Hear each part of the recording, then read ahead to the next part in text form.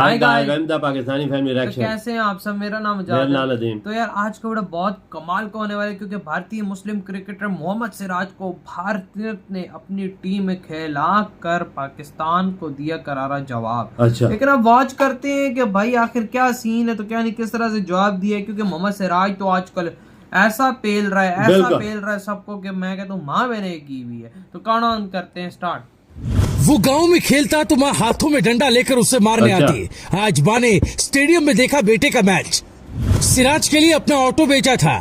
कौन जानता था ऐसे दादी एक दिन स्टेडियम में बैठ भावुक होंगी। किससे बेचा था वो? हैदराबाद की बिरयानी नहीं, हैदराबाद की ओवैसी नहीं, हैदराबाद की सिराज भारत की सबसे बड़ी सनसनी है। भारत में झंडा हमेशा गरीब का बेटा ही गाड़ता है। यह है सिराज की फैमिली, एकदम सामान्य, ना कोई मेकअप ना ही कोई सुरक्षा। मोहम्मद सिराज जिस वक्त मैदान पर गेंदबाजी कर रहे थे उस वक्त कैमरामैन ये तस्वीर बार बार दिखा रहा था। हम पहले सिराज के परिवार की कहानी बताते हैं, फिर आपको बताते हैं जिस खिलाड़ी को आईपीएल में खराब गेंदबाजी की वजह से गाली पड़ती थी वो अचानक दुनिया का नया सनसनी कैसे बन गया। वो गेंद कौन सी है जिसके दम पर उन्हें सफलता मिल रही है। मोहम्मद सिराज को पिता पढ़ाना चाहते थे, माँ गांव के मैदान से सिराज को पकड़ कर लाती। ऐसा शायद हर हिंदुस्तानी घर में होता है।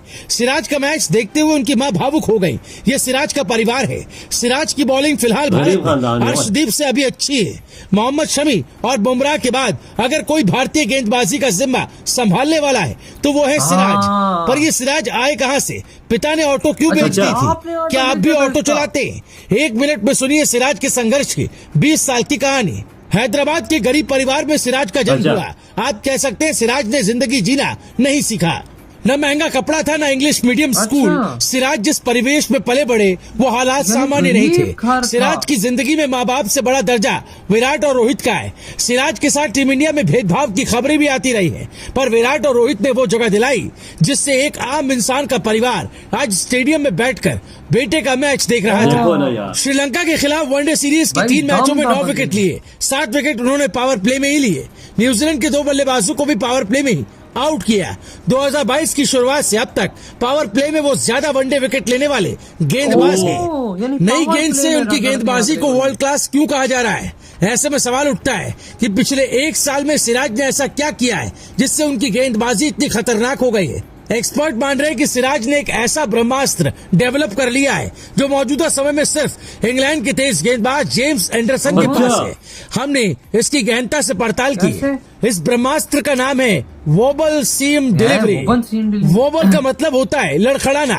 गेंदबाजी में शब्द का इस्तेमाल तब होता है जब बॉलर के हाथ से निकलने के बाद गेंद की सीमा स्थिर नहीं होती है, वो लड़खड़ाती रहती है, यानी वो बाएं दाएं हिलती रहती है। यानी गेंदबाज के हाथ से छूटने के बाद से पिच पर टिप्पा खाने तक गेंद की सीम एक दिशा में स्थिर रहने के बजाय दोनों दिशाओं में होती रहती है। इससे बल्लेबाज कंफ्यूज रहते हैं कि गेंद टप्पा खाने के बाद अंदर आएगी या बाहर जाएगी। गेंद टप्पा खाने के बाद आउट स्विंग या इन स्विंग दोनों हो सकती है, इसलिए सिराज को विकेट मिल जाता है। ये वो कला है जो क्रिकेट की हिस्ट्री में ज्यादा गेंदबाजों के पास नहीं है।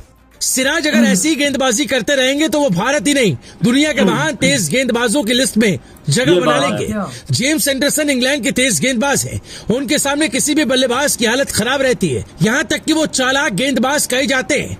दुनिया के तेज गेंदबाज से ज्यादा चालाक तेज गेंदबाज सफल होते। कहने का मतलब शोएब अख्तर और शॉन टेट तो बहुत तेज गेंद फेंकते थे, पर दोनों उतने सफल नहीं हुए। जेम्स एंडरसन चालाक माने जाते हैं, यानी बल्लेबाज का दिमाग रीड कर लेते हैं। सिराज लगातार यही कर रहे हैं। आउट करने से पहले बल्लेबाज से कुछ कहते हैं और अगली गेंद पर विकेट मिल जाता है। पाकिस्तान के महान गेंदबाज वसीम अकरम थे, उन्हें भी चालाक गेंदबाज कहा जाता था। एंडरसन ने 675 विकेट टेस्ट में लिए, यानी अगर सिराज की तुलना उनसे हो रही है तो यही एक सफलता है। इंग्लैंड के तेज गेंदबाज जेम्स एंडरसन ने वॉबल सीम डिलीवरी को फेमस किया। वॉबल सीम डिलीवरी की मदद से 40 साल की उम्र में भी वो कई युवा और दिग्गज बैटर्स को परेशान कर रहे हैं। पिछले 12 सालों से इसी बॉल का यूज कर एंडरसन ने कई बल्लेबाजों का करियर बर्बाद कर डाला है। इंग्लैंड और पाकिस्तान के बीच कुछ दिन पहले ही टेस्ट मैच चल रहा था। रिजवान को एक ऐसी गेंद फेंकी कि मैदान पर ही हैरान हो गए। रिजवान तो बोल्ड हो गए पर ये नहीं समझ पाए कि गेंद स्टंप तक पहुंची कैसे। इसी का नाम जेम्स एंडरसन है और ऐसा ही नाम सिराज का होगा, क्योंकि सिराज के पास भी वो हथियार आ गया है जो सबके पास नहीं होता।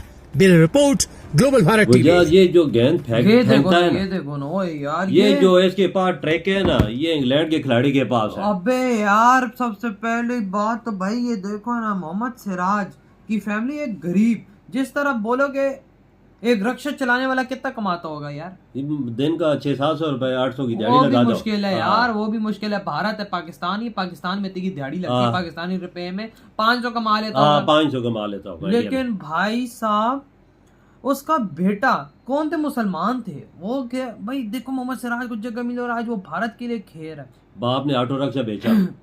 बाप ने ऑटो रिक्शा बेच दिया इसके लिए, लेकिन ये है कि भारत ने आगे इज्जत दी, भारत ने इसको अपनी टीम में डाला और देखो इसे क्या किया। यार मैं सोच रहा हूँ इंडिया टीम में कितने मुसलमान हो गए। मोहम्मद सिराज, मलक उमरान मलिक है, कल मोहम्मद शमी खेल रहा था और पठान ब्रदर्स हैं यार, मतलब 4-5-6 खिलाड़ी हैं भैया। अभी इंडिया की रिसेंट टीम में 3 मुसलमान। यहाँ पे अंदाजा लगाए ना, समझ लो कि कितनी इज्जत है। बिल्कुल समझो कि अब 30% अंदर मुस्लिम खेल। बिल्कुल, इधर पाकिस्तान में 1% भी 1% भी नहीं, एक भी हिंदू प्लेयर नहीं है हमारे यहाँ। वो खेलते होंगे लेकिन वही बात, उनको आगे आने नहीं देते। लेकिन भाई वो ये चीजें गलत है ना, जो लोग, वो ये भारत का गरीब बच्चा था, गरीब बच्चा मतलब कि जिसके घर में मतलब खाने को रोटी बिल्कुल कुछ भी आप इसका पढ़ाना चाहते चल पढ़ लेके थोड़ी नौकरी कर देगा, चल ये रक्षे की जिंदगी से जान छोड़ जाएगी, घर में थोड़ा पैसा शैसा आ जाएगा चलो।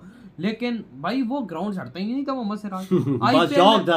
आईपीएल में ऐसा टाइम है इसको गालियां पड़ी क्योंकि इसकी बॉलिंग खराब, लेकिन इसको गालियां पड़ी, इसने खुद को मोटिवेट किया और अपने आप को ऐसा बॉलर बनाया कि भारतीय टीम में इसको सिलेक्ट किया गया। और उसके बाद इसने क्या बॉलिंग की, कल भाई इसे 4 विकेटें ली हैं। बिल्कुल अहम विकेटें न्यूजीलैंड की सारी। और यार ये बॉल फेंकता है ना, उसकी वो जो ऊपर की वो जो टिप होती है, वो क्या वो कभी इधर होती है कभी इधर होती है। वो बैट्समैन को समझ नहीं आता किधर मैं खेलूं इसको तो किधर मैं वही ना, वो टिप का खाने के बाद पता ही नहीं लगता आउटसाइड जाएगी या इनसाइड जाएगी। बिल्कुल ये बात है।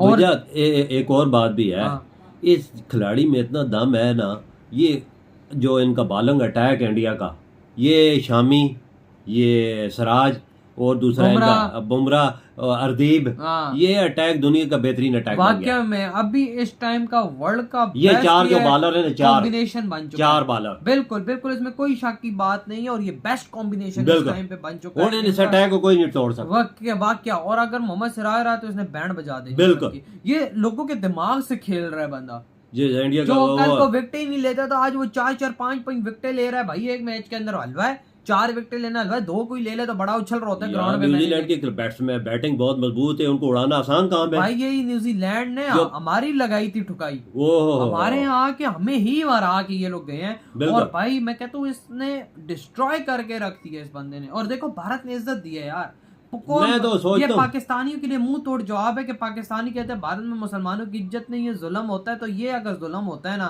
तो ऐसा जुल्म तो सारे मुसलमान चाहेंगे कि हम पे हो, मुसलमान इज्जत मिले या उसको उसका हक दिया जाए। हमारे यहाँ तो हमें ही हक नहीं मिलता। वजह कैसा टीम में सिलेक्ट करते हो? बिल्कुल हमारे यहाँ तो भाई हमें ही हक नहीं मिलता। यार कश्मीर के इमरान मल्लिक को अगर ना करते तो उसी को ना रखते ना, मुसलमानों को रखते ही नहीं। आपको ये हिंदुओं की टीम है, इसमें मुसलमानों की गुंजाइश नहीं। जिस तरह पाकिस्तान होता है नहीं, वो हमसे एक अलग मेंटालिटी के लोग हैं। बड़े उधर वो चीज मजहब को भी शामिल नहीं करना, इंसानियत को शामिल कर दें, तभी इज्जत दी जाती है। टैलेंट। बताओ कैसा लगा वीडियो खत्म करते हैं तो बाय।